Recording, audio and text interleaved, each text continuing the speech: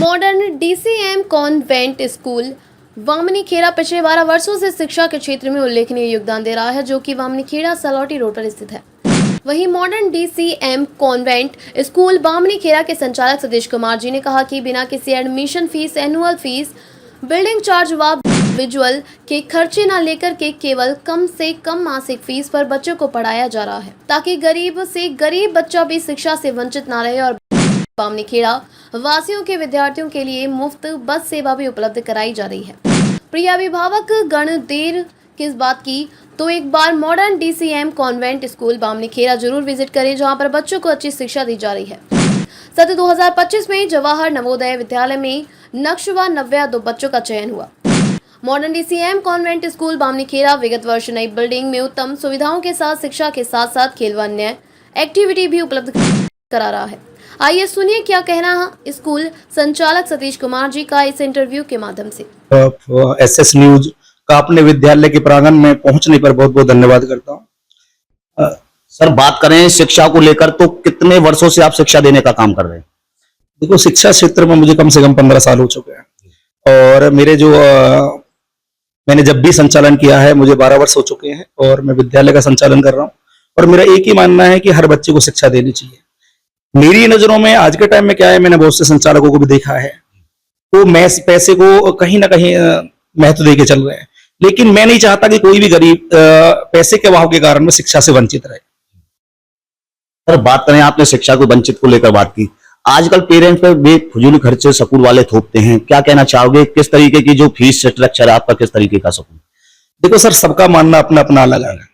मेरा एक ही सपना है कि मेरे पिताजी ने मैं मजदूरी करके कैसे कैसे पढ़ाया था, और कभी भी, और मेरा सभी अपने शिक्षाविद साथियों से भी यही है कि देखो, शिक्षा को हम व्यवसायीकरण ना करें, शिक्षा को शिक्षा की हिसाब से दी जाए और पैसे को ज्यादा तवज्जो ना दे। हर गरीब को, अमीर को, जैसे भी है, जो जिसके लेवल है उस लेवल के अनुसार आप फीस में कहीं ना कहीं कुछ कमी या बढ़ती करके शिक्षा देने का कार्य कर सकते हो। और जो मैंने देखा है, मोस्टली कुछ ऐसे हैं अनावश्यक खर्चे जिनको हम एक किनारे कर सकते हैं, उनमें रियायत दे सकते हैं, उनकी कोई आवश्यकता नहीं है। हाँ, फीस जरूरी है, मंथली फीस जरूरी है, उसके बगैर गुजारा नहीं है, क्योंकि हमने टीचर स्टाफ को सैलरी भी देनी होती है, ट्रांसपोर्ट का भी खर्चा है और अन्य खर्चे भी हैं, तो वो मस्ट है, उसमें किसी तरह कोई कोताही नहीं होनी चाहिए। और हर पेरेंट्स को भी मैं आग्रह करता हूं कि मंथली जो फीस है वो टाइम टू टाइम भरनी भी चाहिए।